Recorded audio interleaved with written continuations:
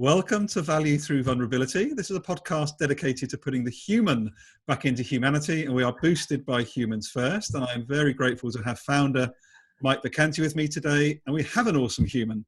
That awesome human is Dr. Pauline Crawford. When you hear her, she may not sound like where she's living right now, but I'll let her explain that. And she's the founder of Corporate Heart International and designer of the Gender Dynamics Map. Welcome to the podcast, Pauline. I'm absolutely delighted to be here with my posh British accent, but I do live in America and I live in the heart of Las Vegas, which is unusual at the moment because it's quiet. Yeah. So the strip is closed down, and for the last several weeks I've been here in Summerland with my husband and my dog, walking out in the greenery and working online. It's a different world that we have today, isn't it, guys? A beautiful and magical unknown that we travel into, and yeah, it's different. How is that for you, Pauline? Because just that image straight away for me of the Las Vegas Strip being closed is just like I can't even imagine that. What's that like for you to actually wander around? Well, what's interesting is that I'm not really attached to the Strip at all, because I didn't like it when it was alive, and so I'm not that worried about it now. It's quiet. And in fact, we lived in California for a year before coming here, and I didn't really want to come to Las Vegas, but I love where I live. I love Las Vegas because it's not the Strip. And I think it brings a joy to know that everywhere has its different faces, but there's a very good community here, different parts of Las Vegas. So we're in Summerland. But I think there's something wonderful about the quietness at the moment. And I love that. And I'm actually feeling really very positive about the future, because I think we were in desperate need to have some kind of shock, some kind of jolt.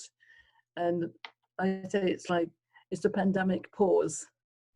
And you need pandemic patience and passion.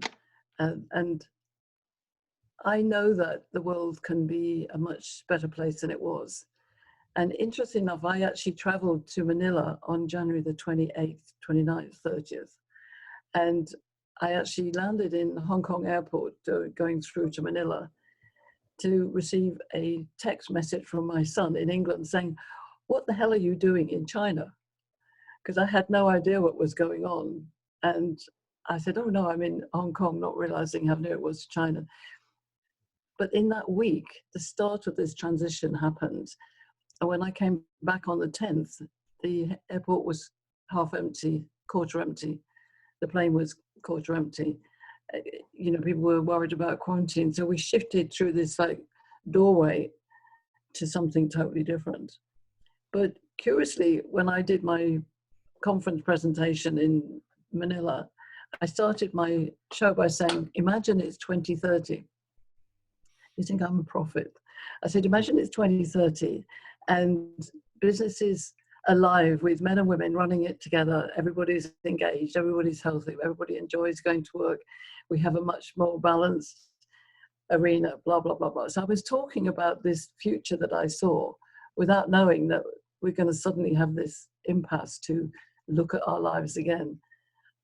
So I then came to 2020 and I said, you know, we're actually doing really well. You know, we've got lots of conversations going. Women and men wanting to run the boardroom together. Even, you know, major things happening where men of corporate America and corporate England were saying, "I think we need to change things," not knowing that this change was going to happen. So I do feel that I know a lot of people are probably maybe panicking, but I think especially in Humans First and everybody that I talk to, yeah, it's scary, but it's also very exciting. And I think it's about the opportunity to look at something very different. And I don't even know what that is. I just know that it will be engaging and inviting conversations that matter. And I don't think we've had those conversations so much in the public arena. I'm not going to be political at all, but I think, you know, too many arguments have been going on for too many times. And I think it's the wonderful thing about when people go, yeah, but what are we going to do? I go, well, we don't know yet. We're going to find out.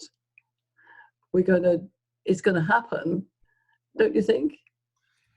I think But it's the brilliant. challenge, I believe, is that we all have a different view of what that might be, and that's what we need to explore. I think your use of the word explore is really, really important, Pauline. And I'd like to just take a step back as Mike joins us more fully.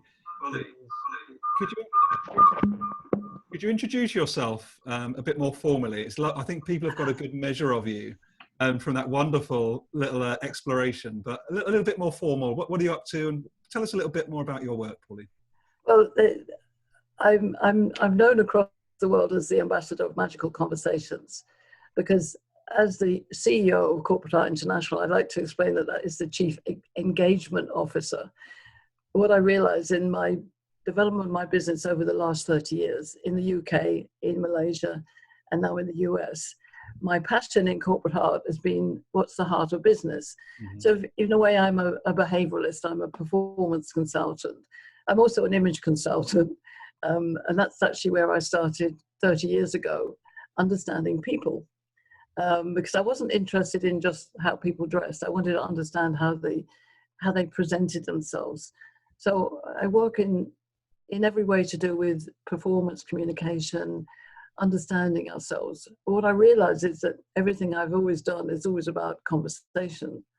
Even going back to my childhood, I think, people who knew me it was always about, she chatted too much. I was ticked off at school. But I do believe that if people understand themselves, that's the first part. So I help my clients do that. But then understanding each other is really the trail to success. So Corporate Art International is now established in the US, but it's actually been in the UK since 1999. And I had an amazing 4 years in Malaysia, which was fascinating to understand that different culture. But my work is all about people. So whether it's an individual challenge, or it's a group challenge, or it's a whole business challenge, it's about how do those people work together. And I think that's the major thing, is understanding how we work and brackets live together. So I do specifically study how men and women work together. It's one of the main focuses, but I also address all the other diverse issues, such as race, generation, sexual orientation, whatever it is comes into the mix. And so what I'm doing now is acting through online Zooms in order to deliver my programs and teach other people what I know. But I look forward to going back into group dynamics, because that's where it's really, really good fun. And we make a dance with life. And I think one of my themes today is about dancing for humanity. Because I was on Humans First just now, and I was talking about that. And I think maybe we need to close down all the casinos and open up dance halls. What do you reckon? I love the engagement and the activity of that, right? It seems much healthier. Yes. Well, it is. And music is, some music is very jarring, but music that lifts our spirit and helps us move. So whether it's fast movement or medium or slow, music has always been an energy of change. And I think that's maybe where, if you think back, if you've ever studied Argentine tango, there's a whole history of transformation in that one dance, which swept across the world and changed us from dancing like this, about, a foot away from our partner, into dancing so close that we understood the rhythm of a human body. And then you had the 60s, which I was part of, and the breakthrough in music and rock and roll, right through to what we've got now. And I just think maybe we should pay attention to the music of life. I love that thought. And I've seen the tango, Pauline, I must say, but I would only be successful in scuffing a lot of shoes if I were to give it a go. Well, what's really interesting, and this is what conversation is about. You know when a conversation is magical because there's a rhythm to it. Now, dancing is the same. So you have to learn the technical bits, like, yeah, a quick step is da-da-da, or Argentine. You learn the moves, but when you live into the music and into the rhythm of your partner, you actually stop worrying about your feet. And, it is interesting enough, there's always, if you like, a male part of the conversation, but it could be two men, and that's nothing sexual. In Argentine tango, originally, a lot of the men danced together because the women weren't there. And it wasn't sexual, it was just that they were into this rhythm and they wanted to really hone the dance. So there's always a lead, could be a woman, could be a man, but it's not that you're not leading to control, you're leading just to be able to manage the music, but you're actually working together. And the best partner dances and the best conversations, there's this ebb and flow, there's a rhythm, there's a give and take, and a questioning and listening and answering and sharing and contribution. And that's what my gift to the world is. I want my legacy to be that we have daily magical conversations without judgment and anger or coercion. And so now we've got this pause. That's where the no coercion is. You get lots of people saying, okay, yeah, had enough of this conversation. What we're going to do. Yes, we do need to get to action. But if somebody's not there yet, you've got to be aware who's in the circle. If they're not there to the action, they'll only do it under duress. And so ideally you want the movement to come together. Pauline, I'm buzzing, like I always say I'm buzzing. I'm always buzzing on these conversations, humans like you. But do you know what really struck me powerfully as you described there was this not leading to control, but leading to guide.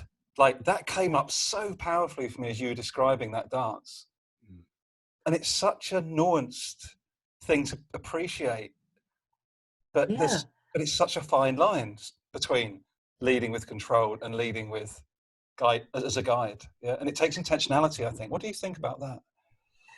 Well, yes, and I think you are interested in your view, Mike, as well, is that in a world where we have to make action, so if we talk about business or whatever, somebody's going, yeah, but we need to make a decision because, the market's crashing, and they're pushing. But if people don't have a buy-in to that and an ability to own it, it's been pushed one way. But if you look at the sea, I love the sea, as you know, from my lighthouse and water. The sea always ebbs and flows. It comes up the beach a bit further back down. There is a theory that the seventh wave is always the biggest. I don't know whether you've heard that one, but there is a cyclical energy, but the wave always goes back and it always comes forward. It always goes back and it always comes forward. And that's why I see with conversation, you do need an agreement and then action. But we really want to understand that sense of flow. And what's interesting with Corporate Heart International, CHI, is chi. A chi is flow. So we can have quite a directive conversation if it needs to be, because action needs to be taken, but you can still engage everybody by understanding simple tools and techniques, a bit like in the dance. So, I mean, I don't know whether you ever watched Strictly Come Dancing, which is the British version, or I can't remember what the American version is, Dancing with the Stars. Sometimes they have somebody on there who is absolutely not a dancer.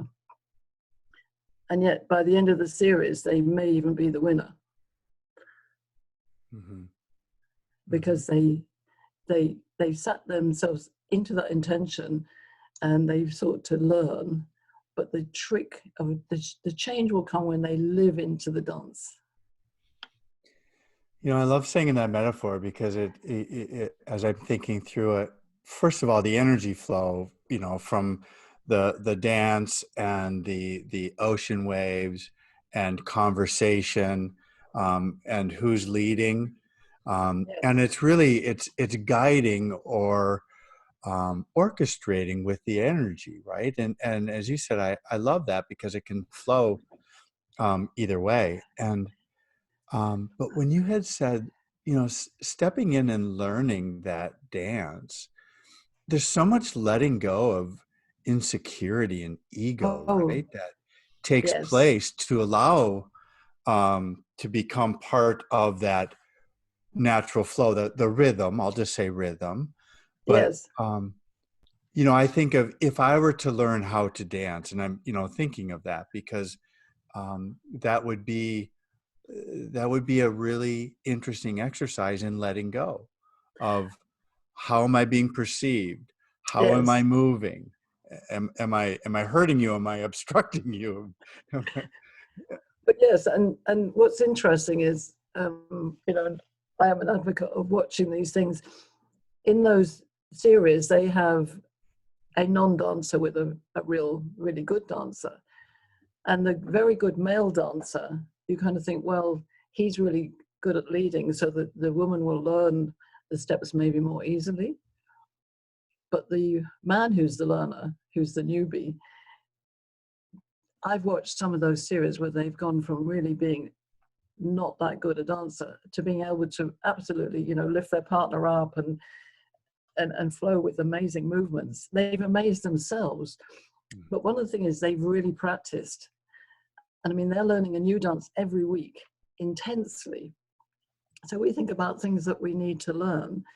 Maybe occasionally we need to learn things quite intensely, and we need to practice and practice and practice and practice. I mean, I haven't done a partner dance for some time, but recently with a girlfriend, I went to a bar recently before the lockdown, and somebody asked me to dance. I didn't know them at all, but he was a good dancer. So when he held me, I knew that he was a good dancer. So I just followed because my previous experience of knowing it came back. As soon as I started thinking I was going to go wrong, I went wrong. But was interesting, my girlfriend also danced with him, and he said to her, "Oh, you're not really a dancer, are you? Pauline is." So I was quite honoured. But that's years of practice. I mean, I did ballet when I was 4 until I was 18, and then I did my disco medals in my 40s. I have my bronze, silver, and gold disco medals.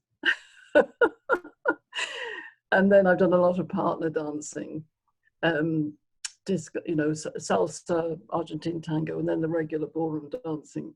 So I love it. But we could even have a humans first dance session where everybody is doing dance steps together, and it's a hugely empowering situation to be part of, say, 50 to 100 people, and you're all dancing this way and that way. You're not dancing together, but you're dancing in a sequence. Festival, Mike, festival. Yeah. So maybe it's about going back to conversation. It's also about learning, practicing some ways of conversation with different people, because in terms of my study with my gender dynamics map, people come to conversation in different ways. Mm-hmm. Some people are observers, so they don't rush in. Some people are instant chatters. Some are very short on attention span, so they, we actually all come into the conversation different ways. So it's understanding those sequences together. And that's what is so fascinating, Pauline, with that sequencing. So we each have the male and female energy in us, and so as we're going into that conversational dance, or we're going into that shared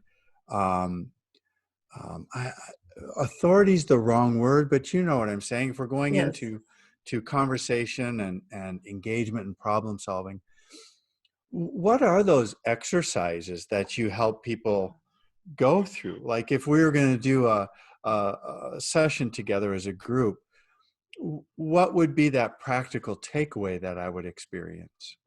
Well, the first part is recognizing some of the core differences that occur with people naturally. So, I mean, just being very, very generalist, women are often a higher level of chatterers, so to speak, than men. men will often feel that a certain amount of conversation and then that's enough. So again, that's an ebb and flow. And there are certain things, women, for instance, tend to ask questions without really wanting an answer, whereas men listen and hear that as wanting an answer. So it's understanding some of the basic things that might be misunderstood. But also, I think the classic thing is listening to what people say. So do they say a classic, visual, auditory, and kinesthetic clues? I hear you, I see you, I feel this. But also, is somebody being more tell, or are they being ask?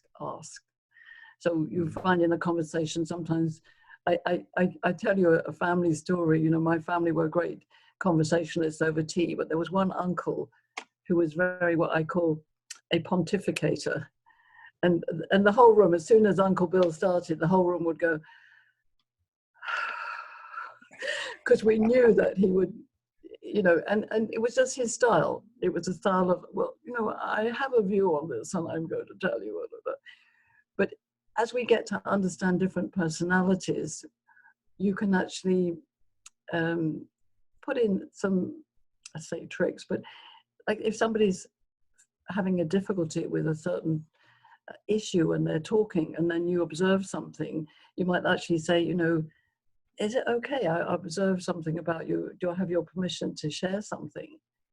It allows you to get into that space where somebody might say, oh, for God's sake, stop being so annoying or whatever. It blocks the conversation. So really listening, thinking about the waves again is listen to what you're saying and what other people are saying and do things like that. Say, well, in my observation, in my experience, may I have the permission to say? And it's almost, it sets a scene, like the music. You're setting the scene for what you want to create in that space. And often we say is that it's the space between us that we're talking into. We're not talking at each other. That's beautiful. I've never thought of it that way. I haven't either. Have you not heard that? So there's a space between us, even in the Zoom call. And it's interesting because, Gary, you're in England, you're somewhere else in America to me, but there's a space between us. And as we share, I can almost feel you thinking. Yeah. And hear you saying. I like pondering that. That feels really, really good because there's this new awareness that takes place about the flow, right? Yes. Of when we acknowledge the space, we have a better understanding of the flow, as you're speaking of. Well, that's right. And let me give you a specific example, which I've used in a class. So the issue for the class of women was how to deal with the, let's just say, the dominant boss, male. Right. And I had them become aware of the difference between men and women, especially what I might call the masculine male boss, who believes he's always right. And I split them into groups, and one group was 3 very feminine females, and one group was very masculine-minded females. So I asked them to study in their groups, how would you deal with this man if he was being a little bit too dominant? And the feminine female said, oh, I think we'd stop chattering. That's a good point. We won't try and hug him. Yeah, good idea. And the masculine female said, oh no, we'd stand up to him and be a bit bossy, which obviously wasn't going to necessarily be right. So what they gained an understanding was that one was being too withdrawing and the other was being too attacking. And in fact, it wasn't going to actually suit the man. And what the advice was is that when he says something dominant, you need to validate it. Not agree with the content, but validate his energy, if you like, and then maybe summarize what he said so he has some support system, and then come in with your idea.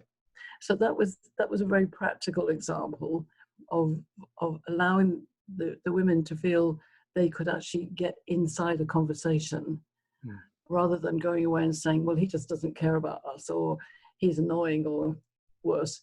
And And in a working situation, it's not going to help either party. So there's no flow. There's just control and obedience, but unhappiness. Whereas with the tactics, if you like, he starts relaxing that, yes, I'm honored. They get an opportunity to say an idea. And there's lots of research on this, that then I've had clients where I've helped them through this. And a few months later, they say, oh, it's really amazing. You know, I used to hate each other, but we're good friends now. Oh, what a surprise. Because they've got past the barrier. Would you mind speaking a little bit, Pauline, for those that are kindly joining us today? You've mentioned, you know, masculine male, feminine male. Can you just explain those roles that you've found throughout your experience, and what does that look like? And maybe our listeners can see themselves in those different dynamics that you're speaking to. Well, what was interesting is I discovered, and this was when I was in the image consultancy world, I discovered there was a body shape to my assessment. And it was partly because I was a masculine-minded female. So I'm all female. I'm a mother, grandmother. I'm, you know, I have menstrual cycles. I'm hormonal, all the stuff that women have. But I have very masculine mind. I think before I feel. Whereas my feminine female friends who are slightly softer in physique, so I'm more square, they have a much more nurturing energy and are much more sovereign in the way they might act. So we're all women, but we're different. So I call her my FF and I'm an MF. And for the men who are very angular, like Pierce Brosnan maybe, very structured, tend to be more masculine male, which is more one thing at a time, you know, quite dominant in a sort of I'm right attitude. And then the FM, who's a gentler Nelson Mandela type, softer physique and softer intuition, but all the men are men and all the women are women. So all men have that baseline of being more like task orientated and either or, and the women are more menstrual and hormonal and either and. And the beautiful thing about being humans is that we've all learned how to be aware and have conversations together. And my wish is that everybody honors those differences in order to come into that space together. Because it was going that way anyway to being mixed leadership. Now it's a must. We I believe, need to co-create, co-parent the world. So that's why when I talk about MMs, FMs, which are feminine-minded men, MFs, which are masculine-minded female, and then an FF, which is a feminine-minded female, there's actually lots of ones in between. So it's a 360 view. And what is beautiful about it, it's everybody is in there somewhere. So whether you're any sexual orientation, you're any race, you're any generation, you're on the map somewhere. And then you start the conversation, because once you know where you are and you can assess where other people are, you can understand those nuances of the dance, or the dance, as they say in America. That's something I've learned, is that I pronounce things differently to the way Americans say it. I think they sound nice coming from you. The dance. Yes. But I would like to remind you that it was in the Humans First I've just been in before here, we came up with the idea of the dance for humanity. And maybe that's a theme we could develop, to dance for humanity. It's a lovely thought. I think of, you know, in the focus, and I think of the different energies and along that 360 scale, right? So we all have, you know, somewhere along the wheel we would all land. And I think of, you know, for me personally, as you were expressing that, I was trying to reflect, what have I learned about myself over time?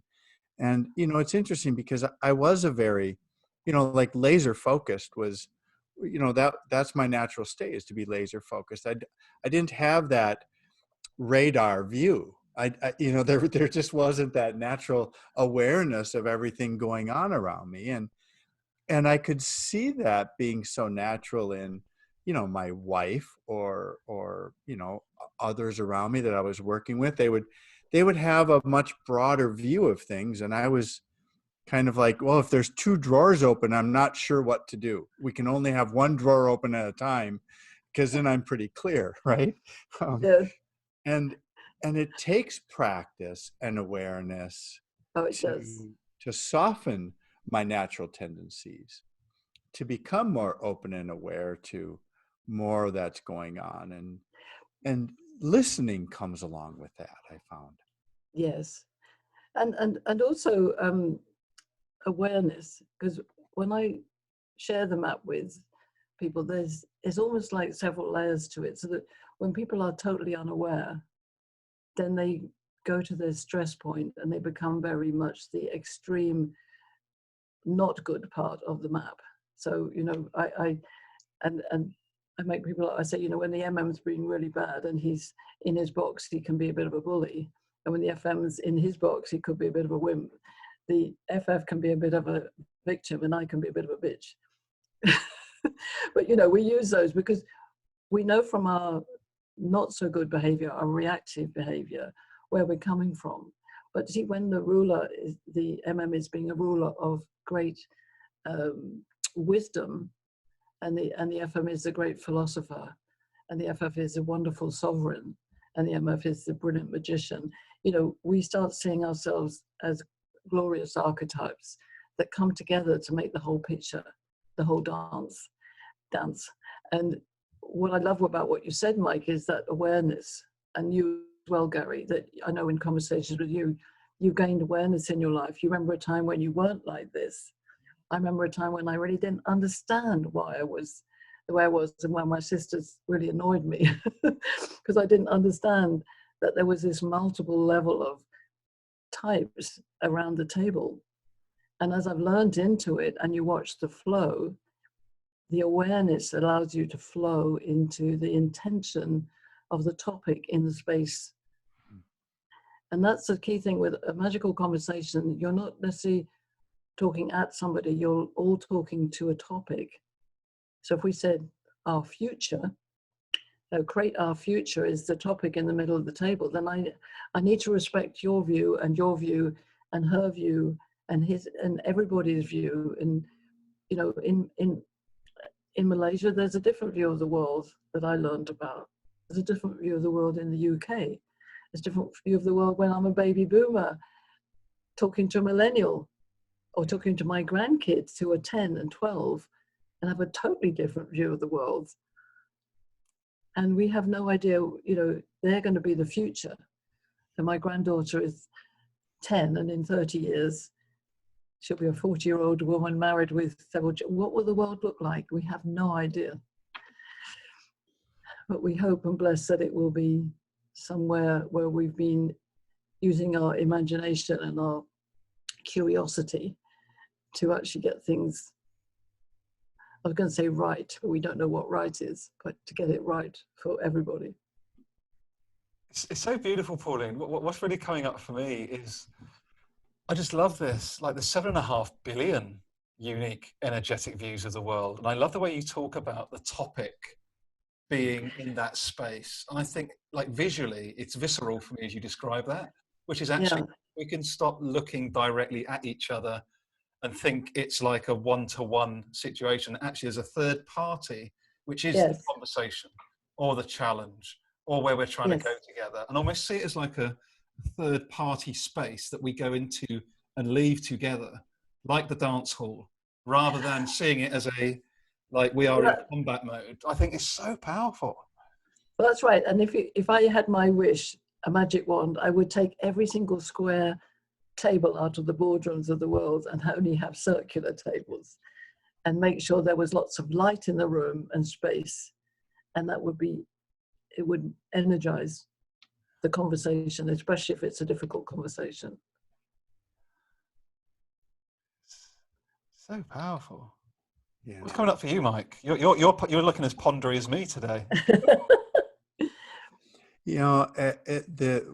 Where I'm sitting, and actually where I'm really enjoying sitting as I'm experiencing this conversation with you, Pauline, is, like Gary, it's exploring that space between, and it's becoming clearer to me now what that means and what that is, as the topic is part of that space between, and the leaving room for others' natural state is space between, and then the how we can evolve ourselves with that understanding that we're not, for me, it wouldn't be defaulting to, in that laser view that I was speaking of, right? A Mm. default for me with discomfort then would be, let me go right to my anger cues, right? And so I need to go to my most dominant state to get myself in, some feeling of comfort. And how ridiculous that is, right? Because there's no reason to flee to that default state when I can appreciate the space between us Yes. and allow myself to step into it and allow myself to feel the rhythm from the other person and Yes. their perspective and their point of view. And now, like, I'm seriously, I'm coming out of the equation myself, and I'm part of the dance, the duality of that. Yeah. So I'm like exploring, how do I get clear on this, and I'm actually feeling an understanding come about. That's So it's fun. fantastic. And I love the words you're using, because you're saying allowing that space. So a special way to get it, because a lot of people say, well, how do I get there without judgment, is to actually say or preface in your mind, on this topic in the center, in my experience of this topic in the center, this is how I see it. Full stop.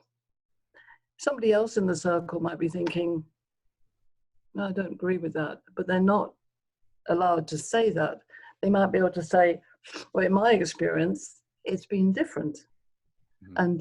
And often what I do is to actually get somebody to notate it on a piece of paper, not in lines, but just randomly what people are saying. It's like you're capturing the conversation if it's an exercise and it's timed. So that's why, say I do an exercise with clients, it might be an hour and a half or half day. In that time, they're not allowed to take action or be angry. They can be passionate, they use their experience. And the amazing amount of material comes out of those sessions.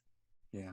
And then you stop and you go away, and then you come back and you look at the material and go, wow, what do we do with this now? And then that's a different conversation. It's still magical, but you've allowed everybody to seed into the space.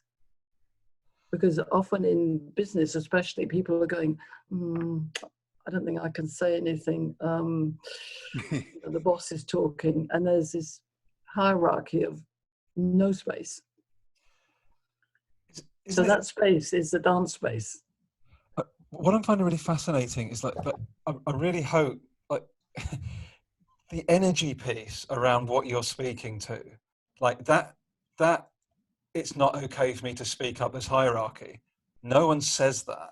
People call it in corporate life, it's the norms and values and culture. No, it's energy. Like, It's energy. stop de-energizing actually and making it a tangible concept. It's actually an experiential, I'm sensing that I can't speak up. And I think there's something really powerful in what you're speaking to around this. Actually, let's be okay with sitting in energy and being a bit woo-woo about our spirituality and the fact we are all connected and that there is something else going on that isn't something that comes out of a textbook. Oh, absolutely.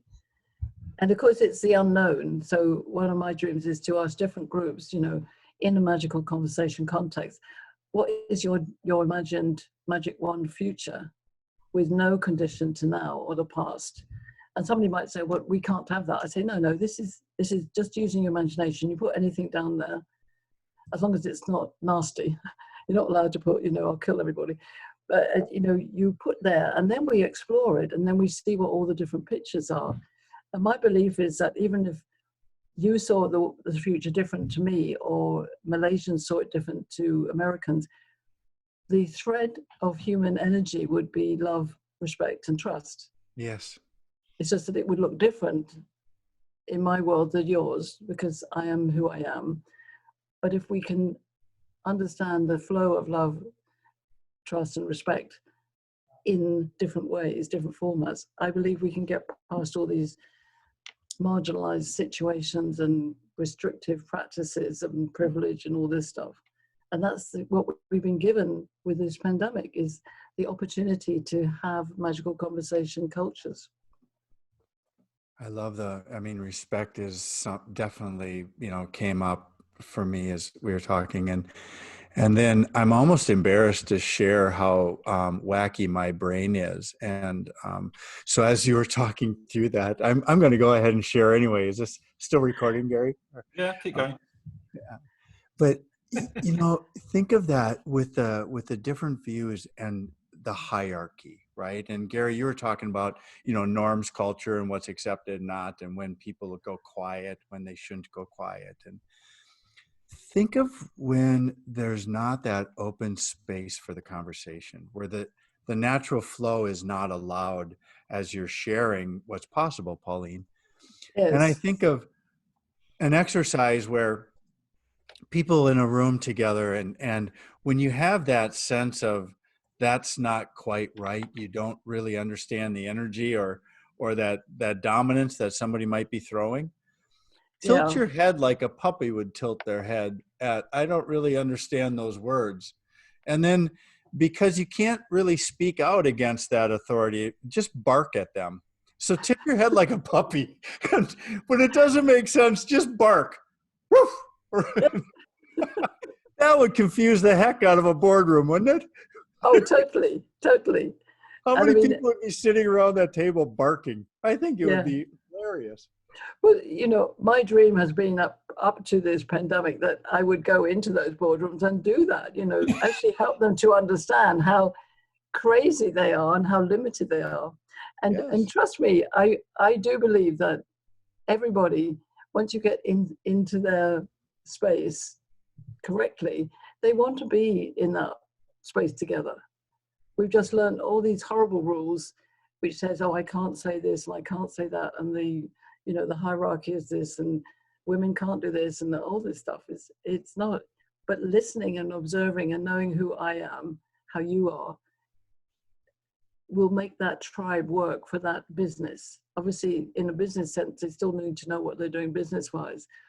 But a lot of the companies that I study that are really good, they allow for failure, they allow for mistakes, they have a collaborative culture, they have these kind of sessions already going that, they can say, oh, I'm pregnant again, and not be chucked off the list, or, say, I'm not feeling good today because whatever. And that's always been my dream with Corporate Art International, was about not just magical conversation, but really being able to share whether I'm feeling unwell, or, the kids were up all night and the boss not going, oh, well, that's nothing to do with me. Actually, it is, because it's my attention here in the room. So I think this whole pandemic has really allowed us to share a different space, and we want to really maximize it, not lose it. And I really don't want everybody to go back too soon. I get this real fear that people will try and re-engage the economy far too soon, and we'll do a double dip. But we'll still manage, we'll still cope with it.